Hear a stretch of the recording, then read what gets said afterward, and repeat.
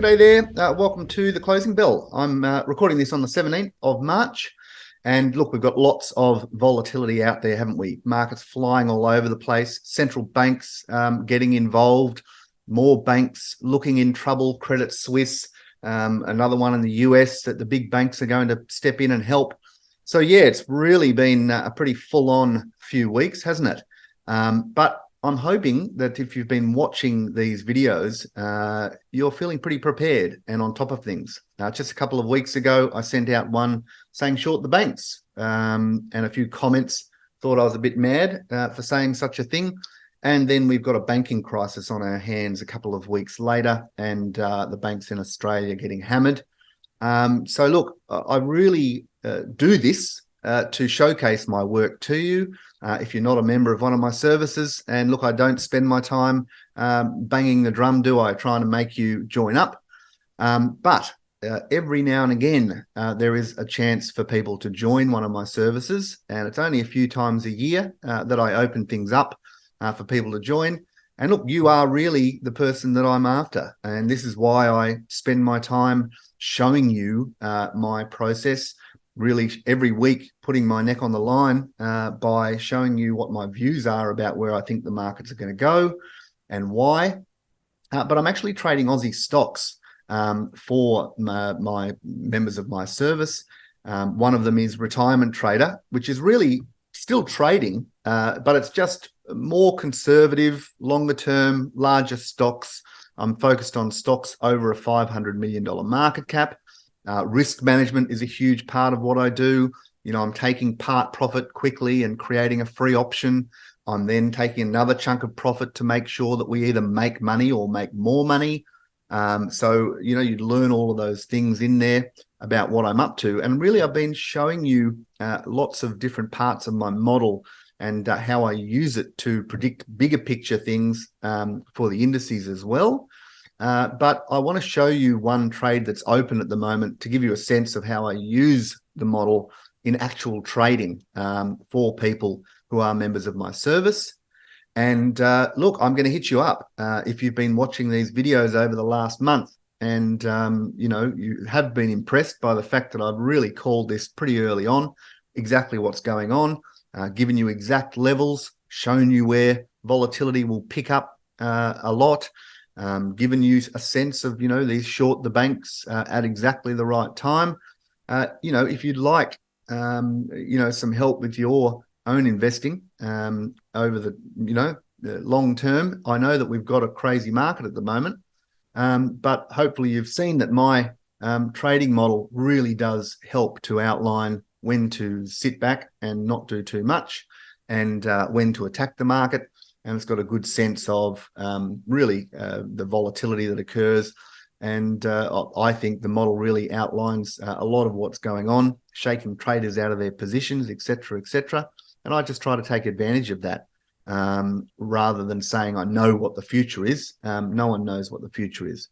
I'm just looking for markets that are in and out of balance and trying to take advantage of that to take part profit quickly and then sit back and see what happens. Click on the link to read a bit about what I've been up to and learn a bit more about what I'm doing. You'll have lots of comments there from members of my services who have been with me for 4 years.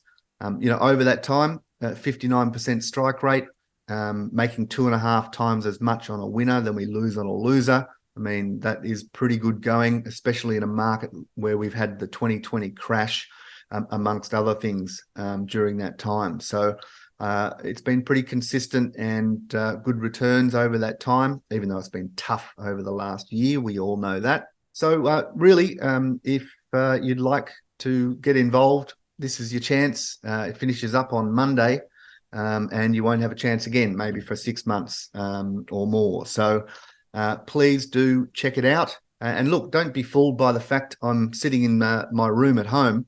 We're a company of 45 people, and you know, I'm just working from home. I've got that luxury. I love it, being able to do that. I don't have to wear my suit and tie, which I used to hate, working for Bankers Trust and Swiss Bank on the futures floor in Sydney, and also trading hedge fund for people and trading for high net worth people. I've done all of that in the past, and now I get to really work from home and live a pretty good lifestyle and send you guys information and give out trading tips to people.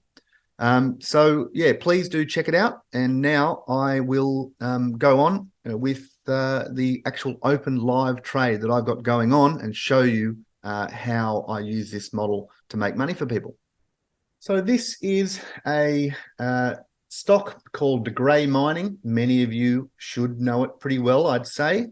It's a gold stock. They had a huge find a while ago, massive, you know, we're talking 10 million ounces, good grade, and still doing more discovery in the area.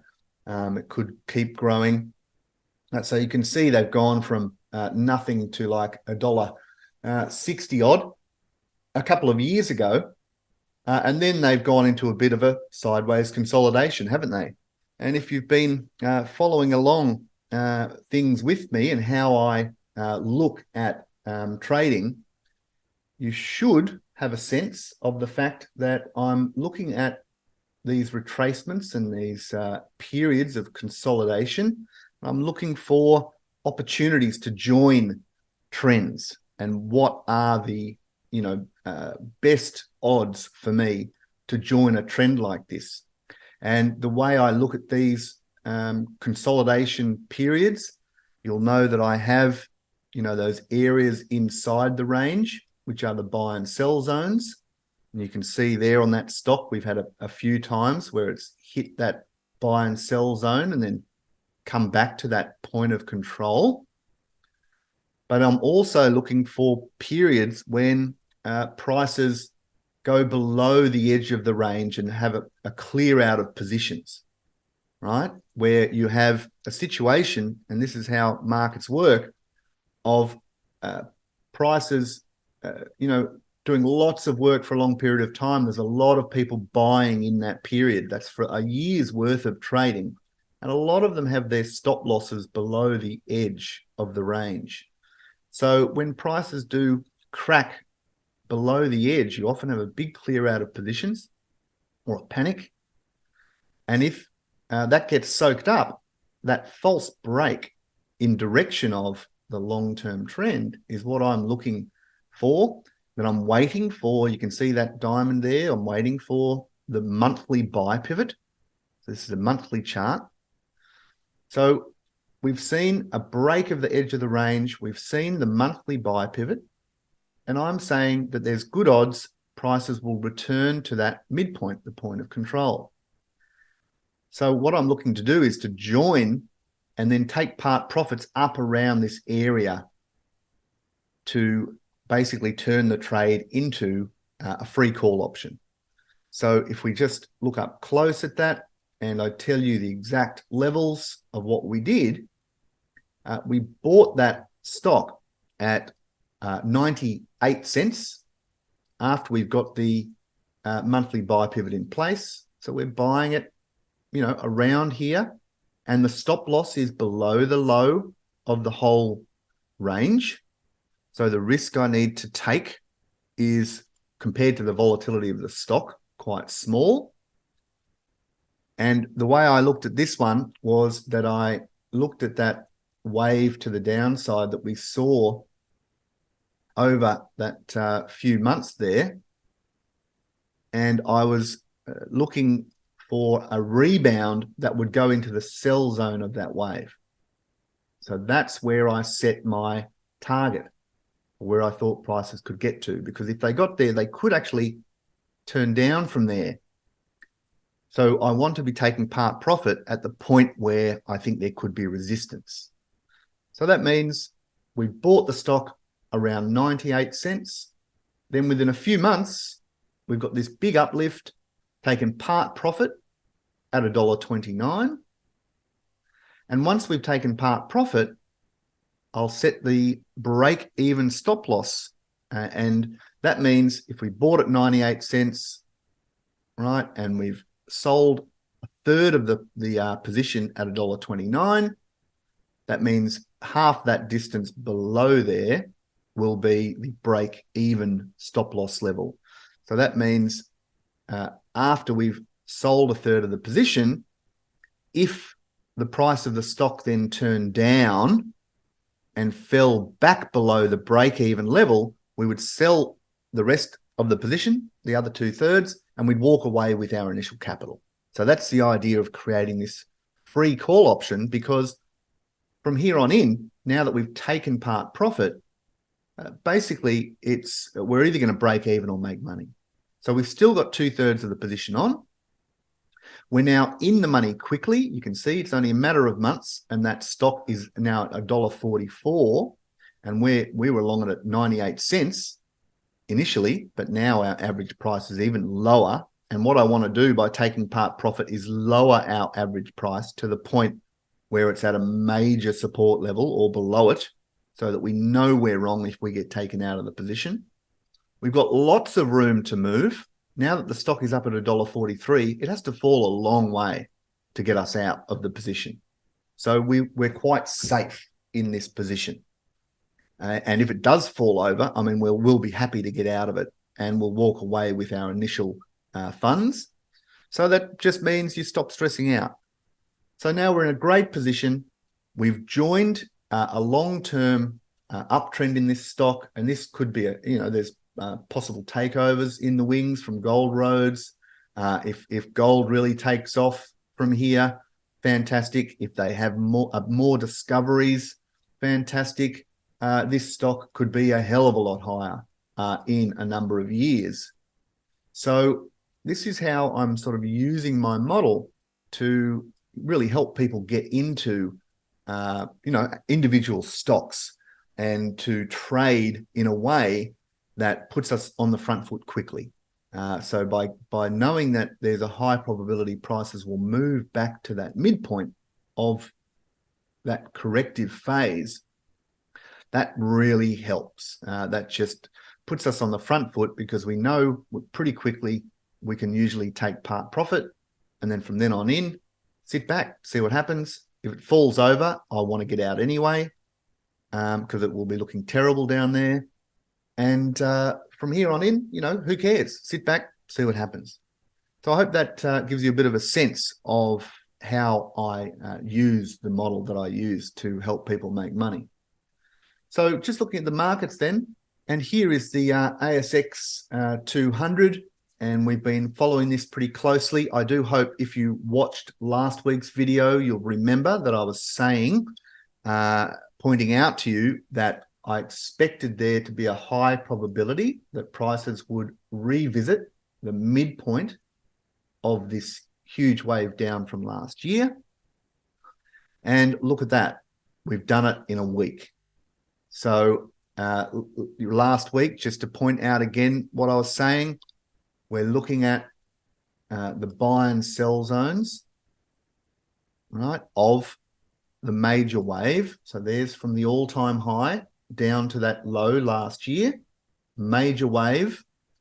And we've had a recovery where you can see it's come to the point of control, back into the buy zone, back to the point of control, up into the sell zone, back to the point of control. And then we had another wave higher into the sell zone, and it's turned down again. And so last week I was saying, this is where I think there's a high probability that prices will actually revisit the point of control again. And it's happened in 1 week. And I was saying that what you're doing is entering a position here with a stop loss above the highs, and you're saying that it'll probably revisit that point of control and that 200-day moving average, and that's where you're taking part profit. Because once it's back at the point of control, the odds go back towards 50-50, don't they? Because prices could find support at this point of control, as we saw last time. Prices took off to the upside, didn't they? So your odds of whether prices are going to be rejected from the point of control or break through the point of control and head to the other side of the wave, well, it's far more difficult to know which one is going to happen. So what you want to do is be trading on the edge of the range, where you've got the odds in your favor saying that there's a high probability it's going to go back to that midpoint. And that's where you're taking part profit, because once your odds are back to 50-50, well, you want to be in a position where you don't care what happens from that point. And so now, really, I feel like I've done my work, and that's what you want to do, is put yourself in a position where you're not constantly having to second guess what's coming.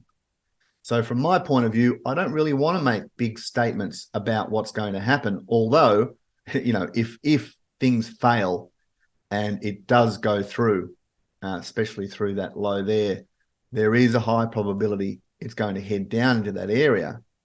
But look, it might just need to have a recovery bounce for a while. And maybe that happens for a few weeks or a month before it finally breaks. I think ultimately it will, but, that's just my opinion.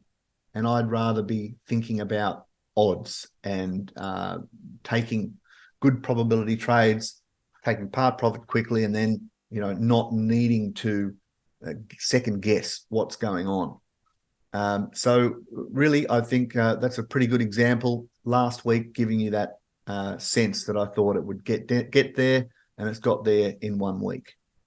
So looking at the S&P, and we're getting central banks involved now. That can cause things to change. The technical situation very bearish, as I've been saying, but this is when you can sometimes have things break and the central banks step in, flood the market with liquidity, and all of a sudden it takes off.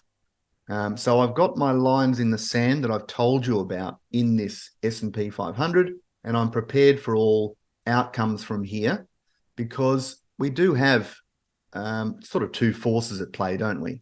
We've got the massive uptrend from the last 10 years. We know that there's support in this area, 1 to 2 standard deviation below in those Bollinger Bands. If that uptrend is going to continue, this is the area where you expect it to turn up from. And we've had lots of buying for 6 months. So there is buying pressure there from that longer term uptrend, but we are in downtrend at the moment. So I'm leaning towards this long-term downtrend being the most important, and especially due to what's going on in that banking. We're getting a big flight to safety, and I'm very wary when you've got big offshore flows where money's going back to Japan and getting flooded into their bond market, etc., going into gold, Bitcoin. So the volatility in the 2-year bonds in the US. So there's big money going out of markets around the world, going back home and going to safety. So there might be more to come as far as news. So, I'm wary about what happens if this thing does roll over again, as I've said, and back below that low. Watch out. It is pretty disastrous. But I'm open to, what happens with these central banks getting involved and saving everyone and turning things back on. So I have the line in the sand, don't I?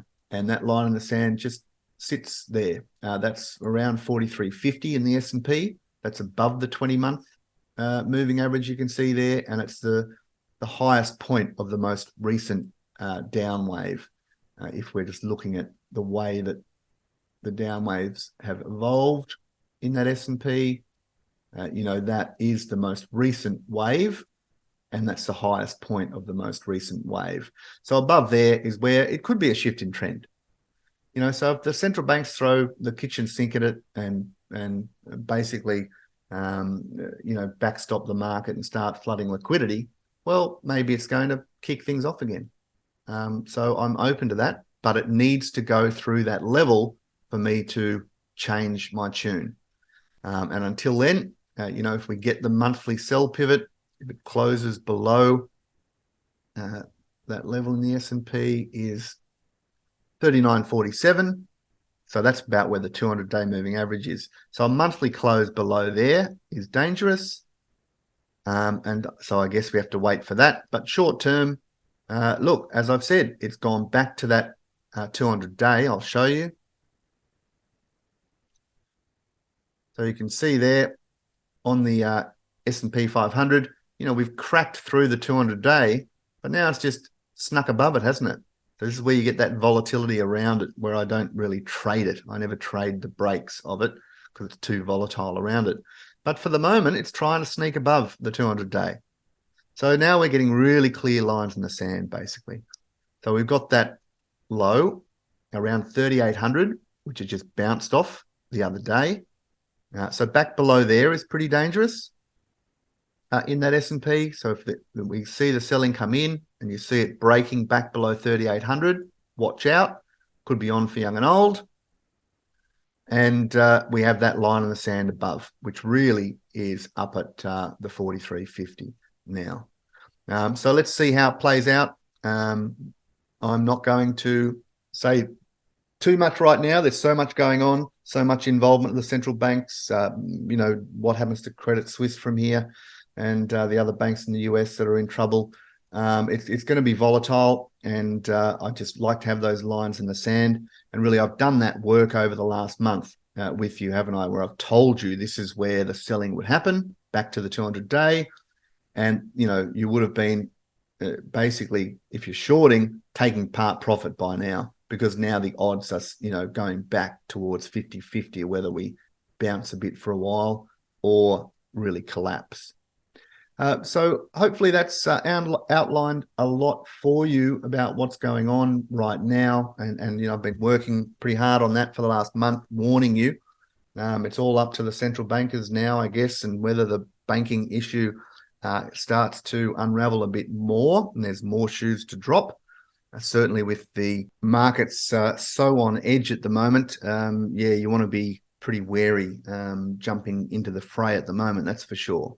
But please check out my service. Click on the link in the video and there'll be information below the YouTube video where you can see some, you know, my past month of closing bells. There'll be a link for that.